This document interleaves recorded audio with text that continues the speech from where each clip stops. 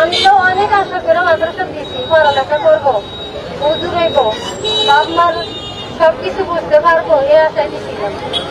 কিন্তু ওনার কি এমন অপরাধ করলো, উনি একবারে মেয়েরা আমার ছেলেরা আত্মহত্যাই করলো।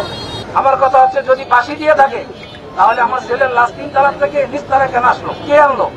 এগুলো আমরা সিসিটিভি ক্যামেরার ফুটেজ নিয়ে চাই। এবং তারা বলছে যে সিসিটিভি ক্যামেরার ফুটেজ নাই, তখন কারেন্ট ছিল না। আমরা প্রশাসনের মাধ্যমে জবাব চাই যে আমরা যেহেতু একটা হত্যা মামলা করেছি, আমার 7 বছরের শিশু কি ফাঁসি দিতে পারে কিনা এটা আপনাদের কাছেই বিবেক।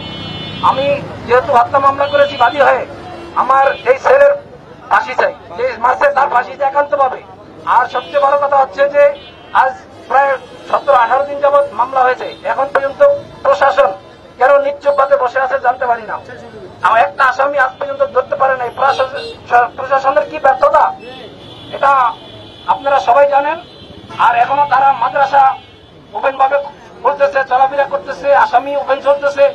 কি অপরাধ ছিল আমার এই 7 বছরের বাচ্চার, যে একটা নিষ্পাপ বাচ্চাকে এরকম লাথি মেরে জিব্বা বের করে মেরে ফেলাটা, এটা আজ আমারটা মারছে, কাল আপনারটা মারবে, এটা কোন ইয়াতে পাইছে? আমরা কেন আপনাদের মাধ্যমে দেশবাসীর কাছে বিচার চাই, যেন আমার এই ছেলের ফাঁসি যারা দিয়েছে, হত্যা করছে, তাদের জন্য দ্রুতভাবে ফাঁসি কার্য করা হোক। আমি শুক্রবারে যখন আসছি ঈদের পরে, তখন দেখি আমার ভিতরে গালে একটা মাইক লাভ। আমি উনি নিজে স্বীকার করছে যে আমি মারছি, কিন্তু হয় পড়া পারি না। তারপরে আমি বললাম যে হুজুর আপনি মায়েরেন না, যদি পড়া না পারে তাহলে আপনি দোয়া করে না, আমরা দোয়া করবো, দোয়া পড়া পারে। ওদিন যদি এরকম কোনো অন্যায় করতো, হুজুর তো আমাকে বলতে পারতো যে আপনার বাচ্চা আপনি নিয়ে যান। আমি তো অনেক আশা করে মাদ্রাসা দিয়েছি, পড়ালেখা করবো, হুজুর হইব, বাপ মার সবকিছু বুঝতে পারবো এ আশায় দিয়েছিলাম। কিন্তু ওনার কি এমন অপরাধ করলো, উনি একবারে মেয়েরা আমার ছেলেরা আত্মহত্যাই করলো। আমি এটার বিচার সব সাংবাদিকের কাছে চাই, সব প্রশাসনের কাছে চাই। আর এখন পর্যন্ত আসামি গ্রেপ্তার করা হয়নি। বসির আহমদকে আগে গ্রেপ্তার করবো, কারণ উনি সিসি ক্যামেরা ফুটেজ নিয়ে সারাদিন বসে থাকে। আমার ছেলেকে যেন এভাবে নির্মম ভাবে হত্যা করে মারা হয়েছে, উনি সব দেখেছে, কিন্তু সব ফুটেজ উনি কেটে ফেলেছে। কি কারণে? উনি বলতেছে আমার ছেলে ফাঁসি দিচ্ছে, তাহলে ফাঁসিতে লটকানো নাই কেন? আমাকে ওটা দেখে না কেন?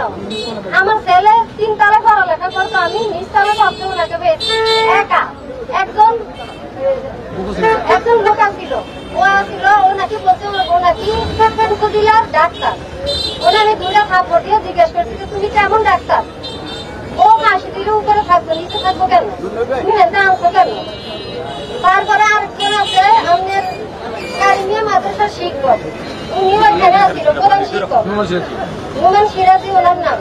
উনি বলছে আপনারা বসেন, আপনারা তো বাচ্চা যে মাঝে তারা আমরা আটক করে রাখছি। পিঠ বাজে দিছে লাঠি, এই পা বাজে দিছে লাঠি, আর ওখানে অজ্ঞান হয়ে গেছে, মরে দেবো।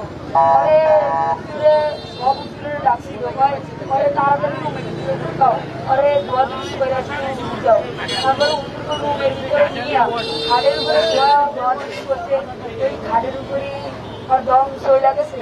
তারপরে হুজুরেরা 1-2 ঘন্টা মিটিং করছে, পরে আমাদের হুমকি দিচ্ছে, কয়েকটি তোমরা যদি আমাদের বিরুদ্ধে দেখো, তোমাদের পাশাপাশি আমরা যাবো, যদি আমাদের নামে কিছু কও তাহলে আমরা পড়ালেখা পারবো না, বুঝছি। তারপরে হুজুরেরা কয়েকটি সব ব্যাগ একসাথে একত্র করে সব হালা যাও। তারপরে সব হুজুরে মিল্লা এত মিলা হচ্ছে, এত মিল্লা পিছনের জানলা দিয়ে বাইকা আলায় দিচ্ছে। হুজুরে ওর পাঞ্জাবি, সাদা পাঞ্জাবির লেগে হুজুরে শুক্রবারে সবারই ধরে, আর ঢাকা ছিল নীল পাঞ্জাবি, তাই জন্য আরে পিছন দিয়ে বলার উঠবে। আমি চাইছো তাপস করে আলায়া, পরে অনেক বুঝাইছে। তারপরে একদিন অনেক অত্যাচার হয়েছে ওর নামে। তারপরে যেদিন ওর মারা গেছে সেদিন সকালে আরো অনেক মাইক করছে, তারপরে ওর গালে ফিরেছে, ফিরেছে, আত্মা ফিরেছে, তারপরে মাথা দুটো বাড়ছে, তারপরে লক্ষ্মীপুর আইডিয়াল আলিম মাদ্রাসা জাগতিক ও নৈতিক ইসলামী শিক্ষার সমন্বয়ে আপনার সন্তানকে সৎ, যোগ্য, আলেমে দ্বীন ও দেশপ্রেমিক সুনাগরিক হিসেবে গড়ে তোলার অঙ্গীকার নিয়ে লক্ষ্মীপুর আইডিয়াল আলিম মাদ্রাসা আছে আপনার পাশে। এখানে প্লে থেকে আলিম পর্যন্ত সাধারণ বিভাগ, বিজ্ঞান বিভাগ, হিফজুল কোরআন ও গার্লস শাখায় ভর্তি চলছে। এখানে রয়েছে উন্নত যোগাযোগ ব্যবস্থা এবং রুচিশীল ও শিক্ষাবান্ধব পরিবেশ, আবাসিক অনাবাসিক ডে কেয়ার ব্যবস্থা। লক্ষ্মীপুর আইডিয়াল আলিম মাদ্রাসা, কোর্ট বিল্ডিং সংলগ্ন, জুমুল স্টেশন, সদর, লক্ষ্মীপুর। নোয়াখালী টিভি, বৃহত্তর নোয়াখালীর প্রতিচ্ছবি।